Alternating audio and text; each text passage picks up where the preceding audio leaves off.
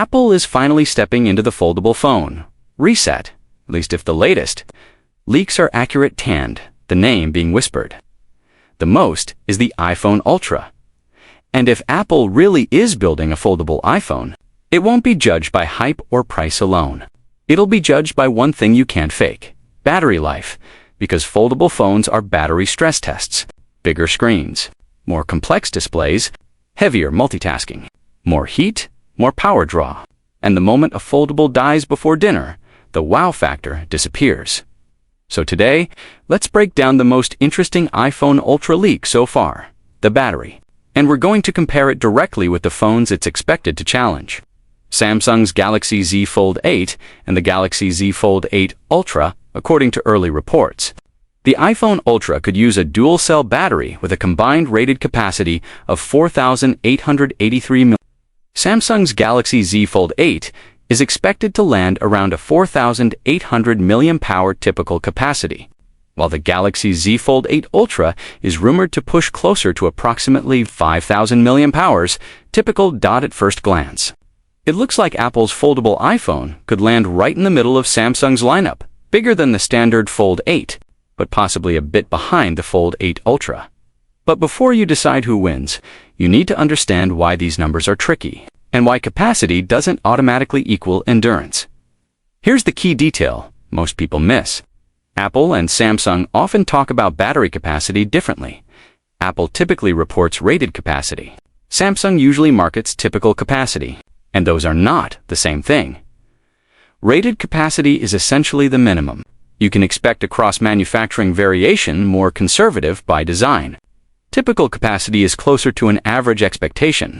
So when you see 4,883 mAh rated on the iPhone Ultra and 4,800 mAh typical on the Galaxy Z Fold 8, those numbers aren't directly comparable, like two identical measuring cups.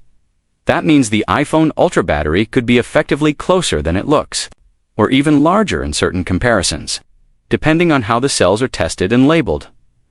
But even if we pretend the numbers are perfectly comparable, raw battery size is only half the story. The real battle is efficiency. How much work each phone can do per percentage point. And this is where Apple could be extremely dangerous in the foldable category. Apple's biggest advantage has always been vertical integration.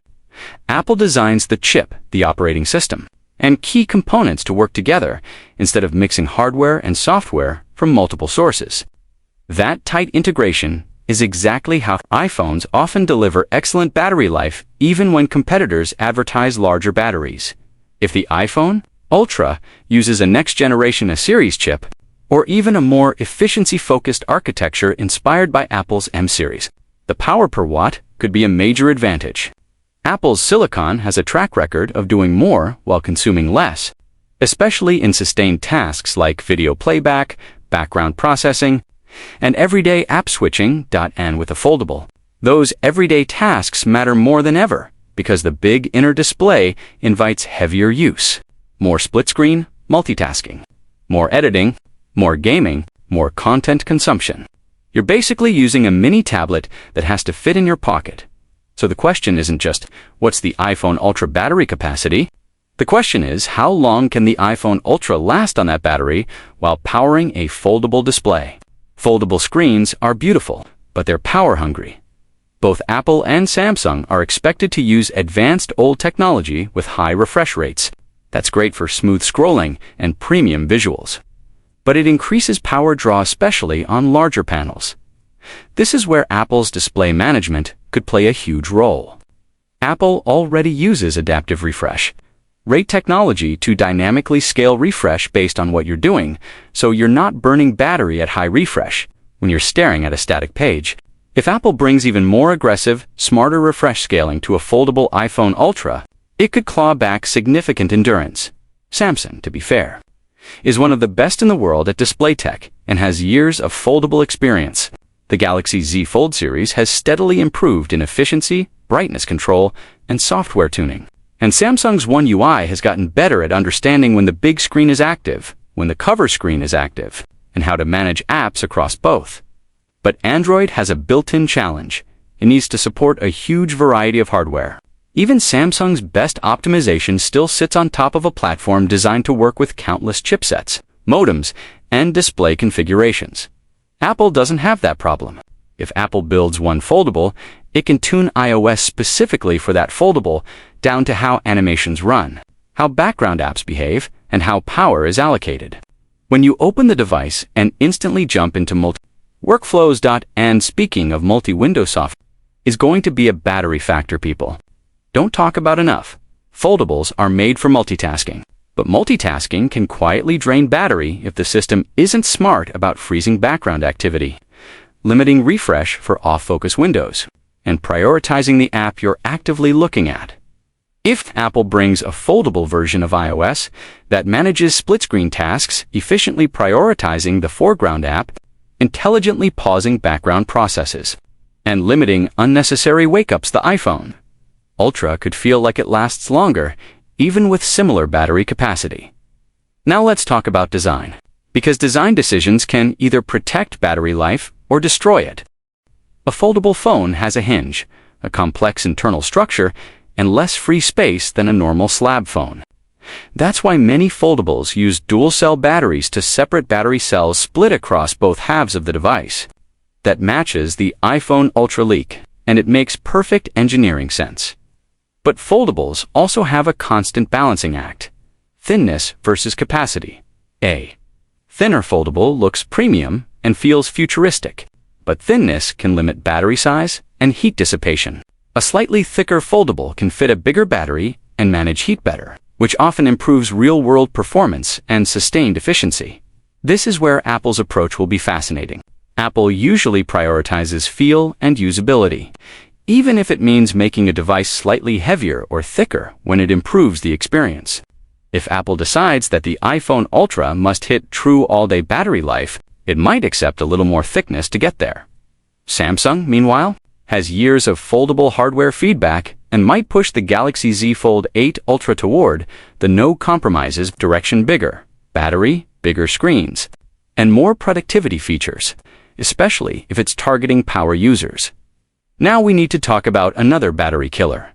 Cameras foldables tend to carry multiple camera modules, and modern camera processing is extremely You're not just capturing light, your phone is running real-time HDR stacking, noise reduction, AI sharpening, stabilization, and sometimes high-resolution video processing while also writing large files to storage.